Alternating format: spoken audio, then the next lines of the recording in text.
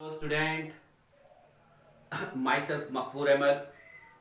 आज मैं chapter waves का एनसीईआरटी का जो क्लास 11th के लिए लास्ट चैप्टर है, चैप्टर वेव्स का लेक्चर नंबर 5 लेकर आए।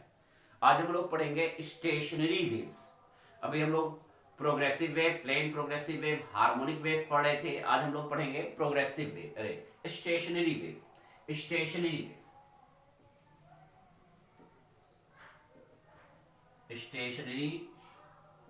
और स्टैंडिंग वेव्स। स्टेशनरी और स्टैंडिंग वेव्स।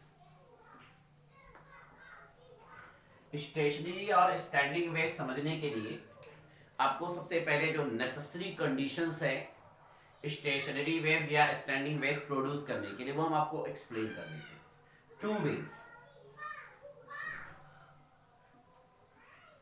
वेव्स, चाहे वो आपका लॉन्गिट्यूडनल हो चाहे आपका ट्रांसवर्स हो। लॉन्गिट्यूडनल और ट्रांसवर्स, लॉन्गिट्यूडनल भी ले सकते हैं आप, ट्रांसवर्स भी ले सकते हैं। लॉन्गिट्यूडनल वेव्स या transverse wave, two waves same amplitude की, दोनों सेम एम्पलीट्यूड के हों, सेम एम्पलीट्यूड के टू वेव्स, सेम फ्रीक्वेंसी से। बीच में हम लोग क्या करते थे, नियरली इक्वल फ्रीक्वेंसी लेते, इसमें सेम फ्रीक्वेंसीज के लेते, सेम मीडियम में समल्टेनियसली सेम मीडियम में समल्टेनियसली मूव कर रहे, अपोजिट डायरेक्शन में मूव कर रहे हो। डायरेक्शन क्या हो, अपोजिट हो। डायरेक्शन क्या हो आपका, अपोजिट हो। अगर एक आपका प्लस एक्स एक्सिस के डायरेक्शन में हो तो दूसरा आपका माइनस एक्स एक्सिस के डायरेक्शन में, तो उनके सुपरपोजिशन से एक न्यू वेव्स प्रोड्यूस होती है, जिसे हम स्टैंडिंग और स्टेशनरी वेव्स कहते हैं। जब दो plane progressive waves same amplitude के, सेम फ्रीक्वेंसी के, सेम मीडियम में ट्रेवल करते हैं तो उनके सुपरपोजिशन से एक न्यू वेव्स प्रोड्यूस होता है, जिसे हम स्टेशनरी और स्टैंडिंग वेव्स कहते हैं। क्या कहते हैं, स्टेशनरी और स्टैंडिंग वेव्स। जैसे मान लीजिए हमने एक रिजिड सपोर्ट ले लिया और यहां से एक स्ट्रिंग को टाइट कर दिया, यहां से एक स्ट्रिंग को हमने टाइट करके एक बार ऐसे स्ट्रेच किया, ऐसे ऐसे, तो यहां पर जो डिस्टर्बेंस प्रोड्यूस हुआ, ये आपका डिस्टर्बेंस प्रोड्यूस हो गया। तो उसमें जो एम्पलीट्यूड हो गया वो प्लस ए हो गया, प्लस ए, प्लस पॉजिटिव। इसमें जो डिस्प्लेसमेंट आ रहा है बेटा वो प्लस ए, एम्पलीट्यूड जो आपका जा रहा है प्लस ए। लेकिन अगर अपोजिट डायरेक्शन में होगी, इसका डायरेक्शन ये है, अगर ये अपोजिट डायरेक्शन में ट्रेवल करेगा तो इसका एम्पलीट्यूड ये हो जाएगा, अपोजिट डायरेक्शन। ये डिस्टर्बेंस प्रोड्यूस हो रहा है, इसके लिए एम्पलीट्यूड प्लस ए है। ये डिस्टर्बेंस प्रोड्यूस हो रहा है, इसके लिए एम्पलीट्यूड क्या हो जाएगा, माइनस ए। इसका डायरेक्शन ये, अपोजिट डायरेक्शन। इसके लिए जो डिस्प्लेसमेंट इक्वेशन होगा वो y1 is equal to a sin omega t minus k x. अगर प्लस एक्स एक्सिस के डायरेक्शन में है तो आपका हो जाएगा minus y is equal to a sin omega t minus k x, और ये आपका जो है वो माइनस एक्स एक्सिस के डायरेक्शन में है।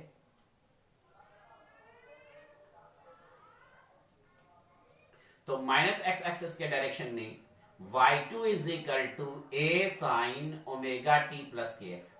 एम्पलीट्यूड भी आपका नेगेटिव हो जाएगा डियर स्टूडेंट, ये आपका माइनस के हो जाएगा। तो जब दोनों वेव्स सेम एम्पलीट्यूड के हैं, सेम फ्रीक्वेंसीज के हैं, अपोजिट डायरेक्शन में ट्रेवल कर रहे हैं, तो उनके सुपरपोजिशन से न्यू वेव्स प्रोड्यूस होती है, जिसे हम स्टेशनरी और स्टैंडिंग वेव्स कहते हैं। इसके लिए नेसेसरी कंडीशन है कि मीडियम आपका अनलिमिटेड नहीं होना चाहिए, मीडियम आपका बाउंडेड होना चाहिए। मीडियम आपका बाउंडेड होगा तभी साउंड वेव्स आपका रिफ्लेक्ट होके वापस आएगा। डायरेक्शन आपका क्या होगा, अपोजिट होगा। डायरेक्शन अपोजिट होना चाहिए, एम्पलीट्यूड सेम हो, फ्रीक्वेंसी सेम हो, सेम मीडियम में ट्रेवल करें, और मीडियम जो है वो बाउंडेड। इसके लिए डिस्प्लेसमेंट इक्वेशन हम लोग कैलकुलेट करेंगे। स्टेशनरी और स्टैंडिंग वेव्स के डिस्प्लेसमेंट इक्वेशंस के लिए जब हम फार्मूला कैलकुलेट करेंगे तो दोनों का सुपरपोजिशन हो रहा है, तो प्रिंसिपल ऑफ सुपरपोजिशन आपने पढ़ रखा है कि प्रिंसिपल ऑफ सुपरपोजिशन क्या है। प्रिंसिपल ऑफ सुपरपोजिशन में हमने आपको बता रखा है कि डिस्प्लेसमेंट हमारा y is equal to y1 plus y2। हमने बताया था कि जब दो वेव सुपर इम्पोज होते हैं तो किसी भी पॉइंट पर पार्टिकल्स का जो नेट डिस्प्लेसमेंट है वो इंडिविजुअल डिस्प्लेसमेंट के, दोनों वेव्स के इंडिविजुअल डिस्प्लेसमेंट के वेक्टर सम के इक्वल होता है। अब y इज इक्वल टू हमारा हो जाएगा a sine omega t minus k x, और दूसरा हमारा प्लस माइनस माइनस हो जाएगा क्योंकि एम्पलीट्यूड माइनस में है, तो minus a sine omega t plus k x. ए हम कॉमन ले लेते हैं, ब्रैकेट में हमारा हो जाएगा sign omega t minus k x, और यहां पर हो जाएगा minus sign omega t plus k x. यानी कि आप इसको आप c कंसीडर कर लें और इसको आप d कंसीडर कर लें। इसको omega t minus k x को एज ए c ले लेते हैं, omega t plus k x को एज ए d ले लेते हैं। तो sine c minus sine d का फार्मूला अप्लाई कर देंगे, तो sine c minus sine d is equal to 2 cos c plus d by 2 into sine c minus d by 2। Sine c minus sine d का trigonometry में formula देखेंगे तो dear student 2 cos c plus d by 2 into sine c minus d by 2। तो यहाँ पे 2 कर देंगे, 2 हमारा बाहर हो जाएगा। Then displacement equation y is equal to 2a cos c plus d, यानी cos c प्लस डी यानी omega t minus k x plus omega t plus k x upon 2। तो ये आपका के एक्स सब्ट्रैक्ट हो जाएगा और यहां पर हो जाएगा into sine c minus d by 2, c minus D यानी कि omega t minus k x, और यहां माइनस लगाएंगे, दोनों माइनस हो जाएगा, minus omega t minus k x upon 2। तो ये आपका ओमेगा टी कैंसिल हो जाएगा और यहाँ cos omega T 2 omega T से 2 डिवाइड कर देंगे तो ओमेगा टी आ जाएगा। तो डिस्प्लेसमेंट इक्वेशन आपका हो जाएगा y is equal to 2a cos omega t, और यहाँ माइनस के एक्स माइनस 2 के एक्स हो जाएगा, माइनस बाहर ले लेंगे तो 2 के एक्स को 2 से डिवाइड कर देंगे तो आपका हो जाएगा sign k x. Minus sign आप न्यूमेरिकली माइनस साइन आप ले भी सकते हैं, नहीं भी ले सकते हैं, डिस्प्लेसमेंट आपका वो डायरेक्शन को बता रहे हैं। तो डिस्प्लेसमेंट इक्वेशन जो होगा आपका स्टेशनरी वेव्स के लिए y is equal to 2a cos omega t sine k x. इसको आप 2a cos omega t sine k x भी ले सकते हैं, इसको आप y is equal to 2a sine omega t cos k x लिख सकते हैं, दोनों लिख सकते हैं। आप ये वैल्यू पहले लेंगे, ये वैल्यू बाद में लेंगे, तो दोनों फार्मूला आप यूज कर सकते हैं, 2a cos omega t sine k x और 2a sine omega t cos k x. Omega हमारा एंगुलर वेलोसिटी है यानी 2 पाई अपॉन टी होगा, k हमारा वेव नंबर है तो k इज इक्वल टू हमारा 2 पाई बाई लैम्डा होगा।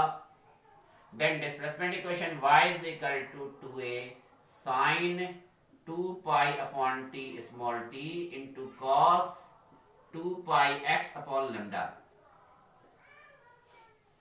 ये डिस्प्लेसमेंट इक्वेशन हो जाएगा। डिस्प्लेसमेंट इक्वेशन जो होगा हमारा वो y is equal to 2a sin 2 pi t upon t cos 2 pi x upon lambda। तो बेटा ये जो कॉन्सेप्ट स्टेशनरी वेव्स का आपको एक्सप्लेन किया गया है, एक कॉन्सेप्ट को आप प्रिपेयर कर लीजिएगा कि जब दो प्रोग्रेसिव वेव सेम एम्पलीट्यूड के, सेम फ्रीक्वेंसीज के, सेम मीडियम में अपोजिट डायरेक्शन में ट्रेवल करते हैं तो उनके सुपरपोजिशन से एक न्यू वेव्स प्रोड्यूस होती है जिसे हम स्टेशनरी और स्टैंडिंग वेव्स कहते हैं।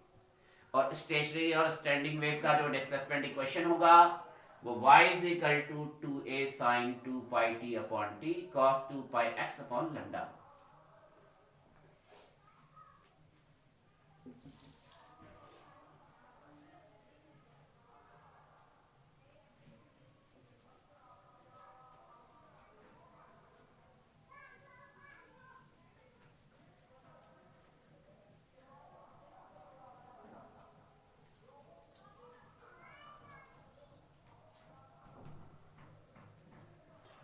इस पर बेस प्लेन प्रोग्रेसिव वेव पर बेस एक क्वेश्चन आप लोग राइट कर लीजिए बेटा। The displacement of a wave is represented by y is equal to, एक displacement equation of wave is represented by y is equal to 0.25 into 10 power minus 3 sine 500t minus 0.025x। ये given है बेटा displacement equation plane progressive where y t and x are in centimetre, यानी कि आपका distance जो है वो centimetre में मेजर किया जा रहा है, सेंटीमीटर में, और टाइम आपका सेकंड में है।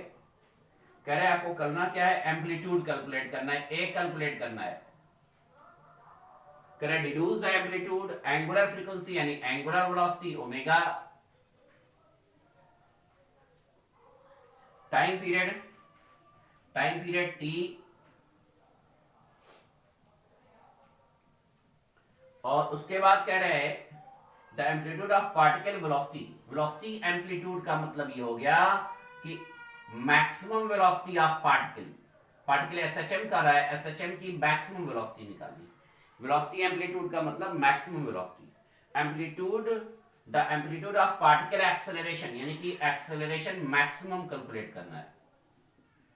हमने बताया था कि जो प्लेन प्रोग्रेसिव वेव है dear student, plane progressive waves यानी हार्मोनिक वेव्स, उसका ईच पार्टिकल एसएचएम करता है। तो एम्पलीट्यूड वेलोसिटी का मतलब मैक्सिमम वेलोसिटी ऑफ पार्टिकल, तो एसएचएम की मैक्सिमम वेलोसिटी ऑफ पार्टिकल लेंगे और यहां एसएचएम की मैक्सिमम एक्सेलरेशन कैलकुलेट करेंगे। तो आपका जो डिस्प्लेसमेंट इक्वेशन है dear student, y is equal to 0.25 into 10 power minus 3 sine 500t minus 0.025x centimetre में। इसको y is equal to a sine omega t minus k x से compare कर देंगे, कंपेयरिंग।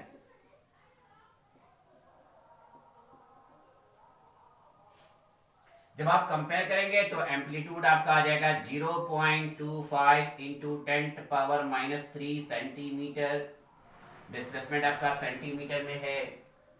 ओमेगा यानी एंगुलर फ्रीक्वेंसी या angular velocity आपका 500 radian पर second हो जाएगा। ओमेगा आपका हो जाएगा डियर स्टूडेंट 500 रेडियन पर सेकेंड, ये आपका हो जाएगा। और टाइम पीरियड आपको कैलकुलेट करना है तो omega is equal to 2 pi upon T, then आपका हो जाएगा t is equal to 2 pi upon omega, तो t is equal to 2 pi upon 500, 2 cancel, आपका हो जाएगा 250, then t is equal to हो जाएगा पाई अपॉन 250 सेकेंड, ये आपका टाइम पीरियड हो जाएगा। तो आपका एम्पलीट्यूड आ गया डियर स्टूडेंट, आपका एंगुलर फ्रीक्वेंसी यानी एंगुलर वेलोसिटी आ गई, आपका टाइम पीरियड आ गया। वैल्यूज पुट करके आप कैलकुलेट कर लीजिएगा, पाई की वैल्यू 3.14 पुट करके। आपको plane progressive wave harmonic waves के लिए डिस्प्लेसमेंट इक्वेशन एक्सप्लेन किया गया, y is equal to a sin omega t minus kx। ये आपको डिस्प्लेसमेंट इक्वेशंस आपको लेक्चर नंबर 3 में एक्सप्लेन किया गया।